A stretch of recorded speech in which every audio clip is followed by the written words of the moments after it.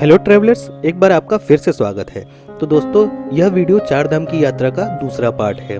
हमने पहले वीडियो में चार धाम की यात्रा से संबंधित जानकारियां एवं यमुनोत्री धाम की यात्रा व चढ़ाई का विवरण बताया था, जिसमें यमुनोत्री धाम के दर्शन में 2 दिन लग गए।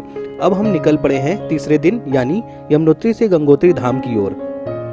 जानकी चट्टी से गंगोत्री धाम की दूरी लगभग 222 किलोमीटर है। जब आप तीसरे दिन की सुबह जानकी चट्टी से निकलते हैं तो बीच में एक स्टॉपेज उत्तरकाशी पड़ता है, जो कि जानकी चट्टी से लगभग 124 किलोमीटर की दूरी पर स्थित है। उत्तरकाशी की तरफ बढ़ते हुए रास्ते में आपको एक शिव गुफा भी पड़ता है। यह शिव गुफा कुछ 5-10 मिनट की पैदल चढ़ाई के बाद थोड़ी ऊंचाई पर स्थित है। एडवेंचर से भरे इस शिव गुफा में यमुना नदी का जल स्रोत और शिवलिंग भी विराजमान है। गुफा के अंदर पहाड़ों की दीवारों पर अलग अलग आकृतियां उभरी हुई हैं, जिसमें यहाँ के लोगों की अपनी एक आस्था है। तो दोस्तों, इस गुफा में दर्शन करके और थोड़ा यहाँ रेस्ट लेकर आप फिर उत्तरकाशी की ओर बढ़ जाते हैं। उत्तरकाशी अपने आप में ही बहुत ही खूबसूरत स्थान है। पहाड़ों के दर्रे में बहती गंगा जी तथा जगह जगह गिरते झरने मन को खुश कर देने वाला दृश्य लगता है। इन सभी नज़ारों को एंजॉय करते हुए आप अपने नेक्स्ट स्टॉपेज उत्तरकाशी पहुंच जाते हैं। उत्तरकाशी एक अच्छा खासा शहर है, जहां आपको हर सुविधाएं उपलब्ध हो जाती हैं। उत्तरकाशी में ही भगवान विश्वनाथ जी का एक प्रसिद्ध मंदिर है, जिसे उत्तरकाशी का विश्वनाथ मंदिर भी कहा जाता है। भगीरथी नदी के तट पर बसे इस दिव्य मंदिर में दर्शन करके आप आगे की तरफ बढ़ते हैं। तो शाम ढलते ढलते आप उत्तरकाशी में ही विश्राम कर सकते हैं।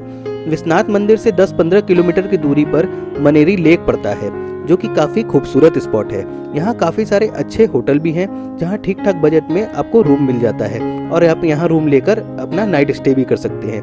वैसे तो विश्वनाथ मंदिर के आसपास भी काफी सारे लॉज, होटल व धर्मशालाएं मिल जाते हैं, लेकिन वो एक शहर मार्केट होने के कारण काफी बिजी स्थान है। तो अच्छा यह है कि 10-15 किलोमीटर आगे मनेरी की तरफ बढ़कर आप वहाँ होटल ले सकते हैं। यहाँ एक अच्छा खासा 2-3 बेड का होटल 1200 से 2000 रुपए में मिल जाता है। मनेरी में एक डैम है, जिसके कारण ये एक टूरिस्ट पॉइंट है। यह बहुत ही खूबसूरत जगह है। जनरली ज्यादातर लोग मनेरी में ही नाइट स्टे करते हैं, ताकि इस खूबसूरत स्पॉट का भी लुत्फ उठाया जा सके। अगली सुबह यानी चौथे दिन आप मनेरी से आगे गंगोत्री धाम की तरफ बढ़ते हैं। तो दोस्तों, हम आपको बता दें कि इस दिन हम अपने होटल से चेकआउट यानी होटल छोड़ते नहीं हैं, क्योंकि गंगा माँ के दर्शन करने के पश्चात हम अपने इसी होटल में ही रात को विश्राम करते हैं। मनेरी से गंगोत्री धाम की दूरी लगभग 85 किलोमीटर पड़ता है। तो दोस्तों, ध्यान रखिएगा कि पहाड़ियों के सकरे रास्ते और दर्शनार्थियों की भीड़ होने के कारण कभी कभी यहाँ लंबा जाम भी लग जाता है। तो आप अर्ली मॉर्निंग निकलने की ही कोशिश करें। गंगोत्री धाम में कोई चढ़ाई नहीं है, तो आपकी गाड़ी आपके होटल से धाम तक ही जाती है। एक तरफ ऊंची पहाड़ियाँ, जंगल व दर्रों में बहता नदी आपको किसी और ही दुनिया में घुमा लाता है। यहाँ के नज़ारे बहुत ही मनमोहक है, जहाँ आप काफ़ी अच्छे फोटोशूट भी कर सकते हैं। सामान की बात करें तो यहाँ आपको गंगोत्री धाम के दर्शन के लिए बहुत सारा सामान कैरी करने की जरूरत नहीं है। आप होटल से नहा धोकर ही निकले। खाने पीने के लिए भी गंगोत्री धाम के आसपास काफ़ी सारे अच्छे व्यवस्था है। आप अपने साथ कैश जरूर रखें, क्योंकि वहाँ ATM की थोड़ी बहुत दिक्कत हो सकती है। फूल, मालाएं इत्यादि आपको मंदिर प्रांगण के आसपास ही मिल जाते हैं। आप कोई साफ बोतल या गैलन जरूर रख सकते हैं, ताकि यहाँ से पवित्र गंगा जल को अपने घर ले जा सके। मान्यता है कि गंगोत्री धाम का ही गंगा जल रामेश्वरम मंदिर में चढ़ाया जाता है। तो दोस्तों, लगभग 2 से ढाई घंटे में आप गंगोत्री मंदिर पहुंच जाते हैं। मंदिर में दर्शन करने के लिए आपको लाइन में भी लगना पड़ सकता है। यहाँ पर कुछ VIP दर्शन भी होते हैं, जिनका टिकट लगभग 400 से 500 रुपए प्रति व्यक्ति पड़ सकता है। पर अच्छा है कि आप लाइन में लगकर ही दर्शन करें, जो कि भीड़ के अकॉर्डिंग लगभग आधे से 1 घंटे में आपको दर्शन प्राप्त हो जाता है। मंदिर के कपाट कुछ समय लगभग 2 से 3 बजे के बीच बंद हो जाता है, तो आप उसी के अनुसार अपने दर्शन का प्लान बनाएं। तो दोस्तों, जैसा कि मंदिर प्रांगण भगीरथी गंगा नदी के किनारे बसा हुआ है, तो यहाँ पर कुछ पक्के घाट भी बने हुए हैं, जहाँ कुछ श्रद्धालु स्नान भी करते हैं। यहाँ पर नदी की धारा का बहाव काफी तेज रहता है, तो आप एक सुनिश्चित दूरी बनाकर ही बर्फ जैसे ठंडे पानी का आनंद ले सकते हैं। दोस्तों, इसी मंदिर के पास से गोमुख धाम के लिए भी रास्ता जाता है, जहाँ आप 2-3 दिन का एक्स्ट्रा समय लेकर गोमुख धाम की ट्रैकिंग कर सकते हैं।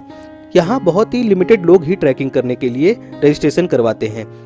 चूंकि यह 4 धाम के यात्रा पैकेज में शामिल नहीं होता है, तो इस ट्रैकिंग का हम अलग से एक वीडियो में विवरण बताएंगे।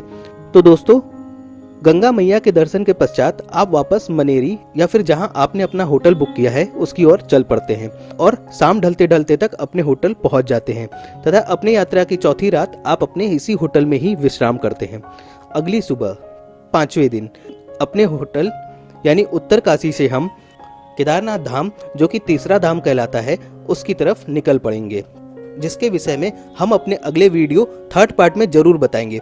और इसके साथ ही दोस्तों, केदारनाथ यात्रा व धाम से जुड़ी महत्वपूर्ण जानकारियों को हमने पहले ही एक वीडियो में विस्तार रूप से बताया हुआ है, जिसका लिंक ऊपर आई बटन और नीचे डिस्क्रिप्शन में भी दिया हुआ है। तो आप यह वीडियो भी जरूर देखें और ट्रैवलर से जुड़े रहें, लाइक करें, सब्सक्राइब करें। धन्यवाद।